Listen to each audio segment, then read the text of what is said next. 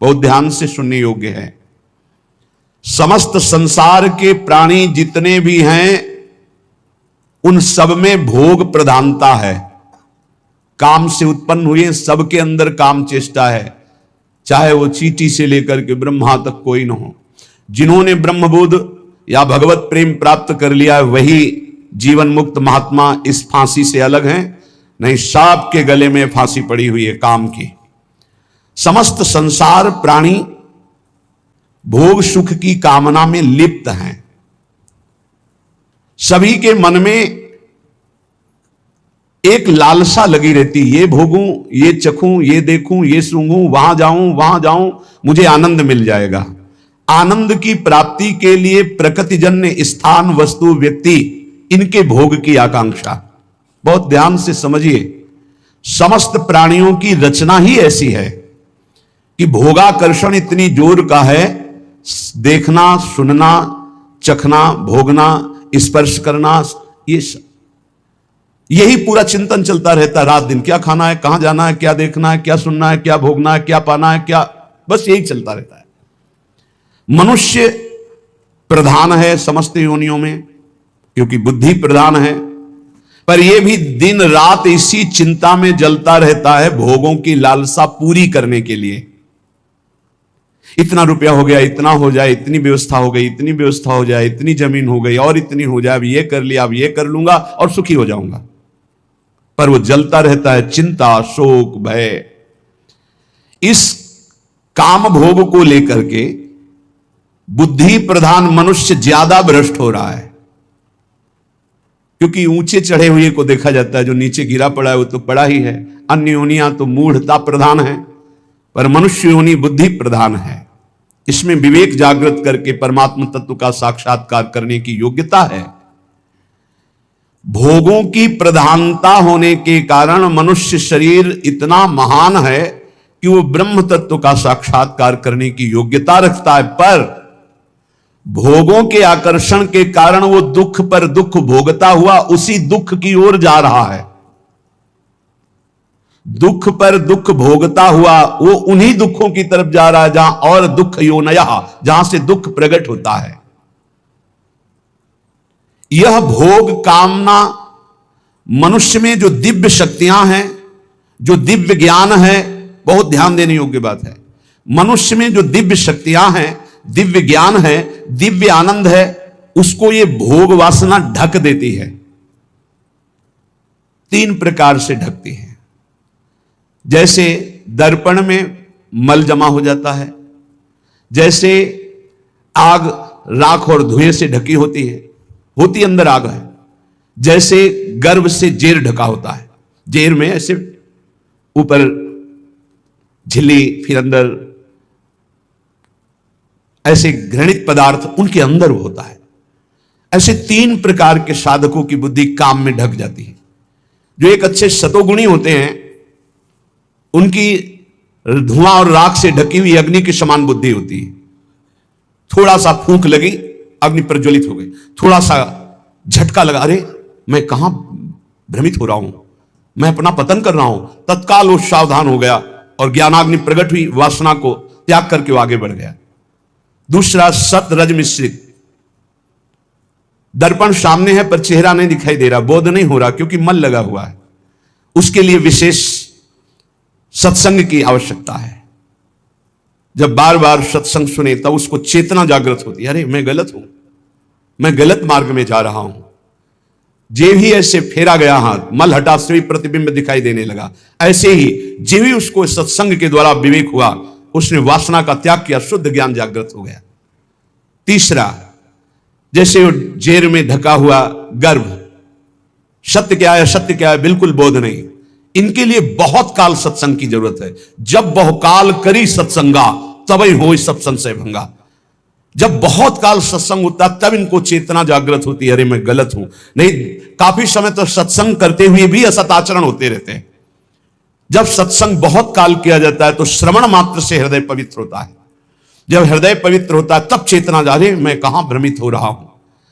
वो काम भोग वासना के कारण अपने ज्ञान को ढका, अपनी शक्तियों को भूला हुआ, अपने आनंद स्वरूप को भूला हुआ जहां अधिक दुख भोगना है उसी भोगों की तरफ बढ़ता जाता है। काम कलुषित हृदय इस विष को अमृत मानकर खाने के लिए ललचाने लगता है। यह काम तब हटाना मुश्किल बन जाता है जब पवित्र प्रेम का रूप इसे दिया जाता है। पवित्र प्रेम का नाम इस जब भयानक मलिन आचरण काम को दिया जाता है तब यह हटना मुश्किल हो जाता है। कांच और हीरा देखने में एक जैसा दिखाई देता है, पर दोनों में महान अंतर होता है। एक 10-20 रुपया का मिल जाएगा इतना, और एक करोड़ों का बिकता है हीरा, और उसकी पहचान केवल जौहरी जानता है। पहचान होती है एक घन का प्रहार करो कांच चकनाचूर हो जाएगा, और हीरा ज्यों का त्यों चमकता हुआ वैसे ही रहेगा। ऐसे ही काम और प्रेम में अंतर है। काम सुख वांछा, जहां प्रतिकूलता है तो चूर चूर हो जाएगा वो, और प्रेम प्रतिकूलता में निखार आता है। कोई असली प्रेमी ही पहचानता है कि प्रेम किसे कहते हैं और काम किसे कहते हैं। बिरले ही कोई होते हैं जो प्रेम को जानते नहीं तो काम को ही प्रेम मान लेते हैं।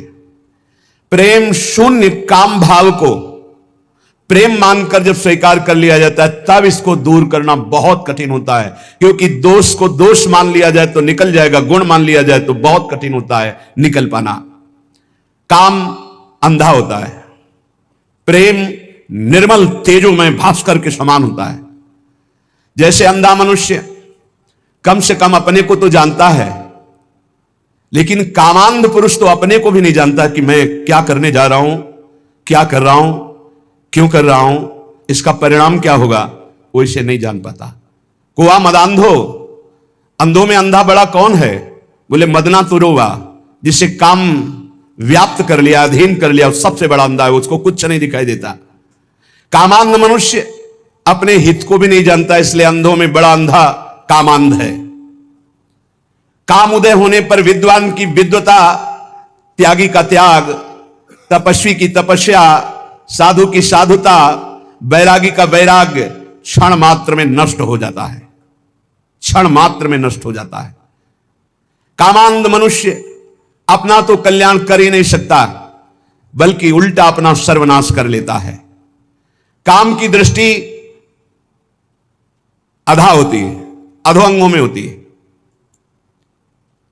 जनेन्द्री में, जनेन्द्री की तृप्ति में या और इंद्रियों की तृप्ति में प्रेम का लक्ष्य ऊर्ध्वतम होता है, दिव्य होता है, चैतन्य घन होता है, और वह सिर्फ श्री कृष्ण से होता है, हरि से होता है, प्रभु से होता है।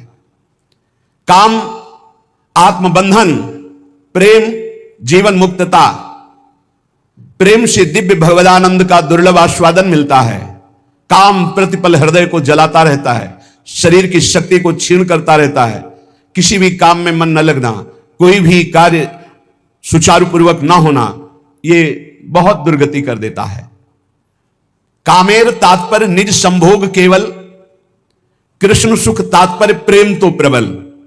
लोक धर्म, वेद धर्म, देह धर्म, कर्म, लज्जा धैर्य देह सुख, आत्म सुख मर्म, सर्व त्याग करिए करे कृष्णेर भजन, कृष्ण सुख हेतु करे प्रेमेर सेवन। अतएव कामे प्रेमे बहुत अंतर, कामंधतम प्रेम निर्मल भास्कर। जब मनुष्य की कामना शरीर में केंद्रित होती कि शरीर भोग कर सुखी होऊंगा, उसका ज्ञान ढक जाता है, उसकी दिव्य शक्ति ढक जाती है, उसका आनंद ढक जाता है और बड़ा नीच होता चला जाता है वो।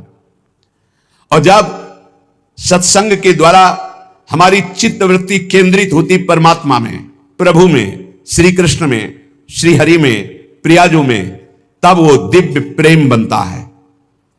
प्रेम शब्द केवल भगवत चरणारविंद में जुड़ने से होगा। संसार में प्रेम नहीं होता, काम होता है, राग होता है, मोह होता है, आसक्ति होती है। जिस उपासक को निजेंद्रीय तृप्ति की इच्छा जागृत रहती है, ये खा लूं, ये भोग लूं, ये देख लूं, ये सुन लूं, वहां चला जाए, वहां का खाया जाए, ऐसा किया जाए, वो भोग सुख कामना जितनी बढ़ती चली जाएगी उतने वो राक्षस होता चला जाएगा, पशुता आती चली जाएगी, आसुरी भाव बढ़ता चला जाएगा उसमें, वो जान नहीं पाएगा आसुरी भाव, उतना ही वो निकृष्ट होता चला जाएगा। और जितना भोग सुख कामना का त्याग होता जाएगा उतनी शांति आती जाएगी। त्यागात शांति निरंतरम।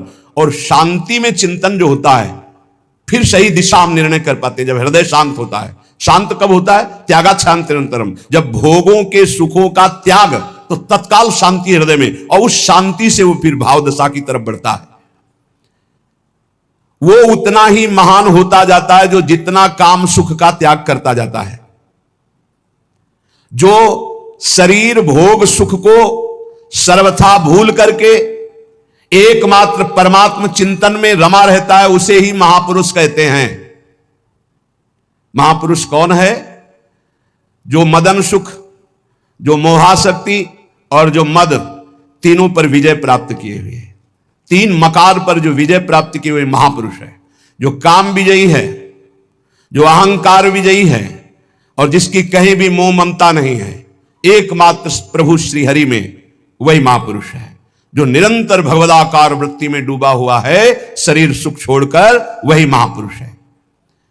जिनका आत्मसुख सदा सर्वदा प्रभु के सुख में परिणित हो जाता है, उन महापुरुषों द्वारा जगत का कल्याण अपने आप प्रारंभ हो जाता है। वो जगत बंदनी, उनकी तुलना में कोई भी तपस्वी या कोई भी नहीं हो सकता।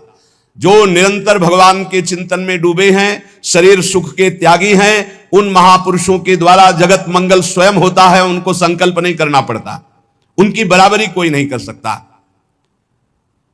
जो प्रेमी जन होते हैं वो इष्ट सुख प्राणा होते हैं। अपने इष्ट के सुख में निमग्न रहने वाले, अपने इष्ट को प्राण समर्पित करने वाले, जैसे भगवान श्री कृष्णचंद्र जो गीता में कहते हैं, मदगत प्राणा, मच्चित्ता मदगत प्राणा बोधयंता परस्परम। जो मेरे में सदैव चित्त लगाए हुए हैं और मेरे को प्राण समर्पित कर दिए हैं। अब जीने मरने की परवाह नहीं, अब भूख प्यास की परवाह नहीं, अब दुख सुख की परवाह नहीं, क्योंकि मेरे प्राण प्राणनाथ को समर्पित है। उनका सहज सुख हो जाता है भगवदानंद। जैसे अभी सहज सुख है विषयानंद, हमारी वृत्तियां सहज में विषयानंद में जाती है, ऐसे उन महापुरुषों का सहज चिंतन, सहज आनंद भगवदानंद होता है। वेद धर्म, देह धर्म, लोक धर्म, लोक की लज्जा, देह सुख, आत्म सुख, परिवार सुख, आर्यपथ, धन के द्वारा प्राप्त सुख, ये सब का त्याग हो जाता है। एकमात्र केवल प्रभु, अपने आराध्य देव, प्रिया प्रीतम, श्यामा श्याम।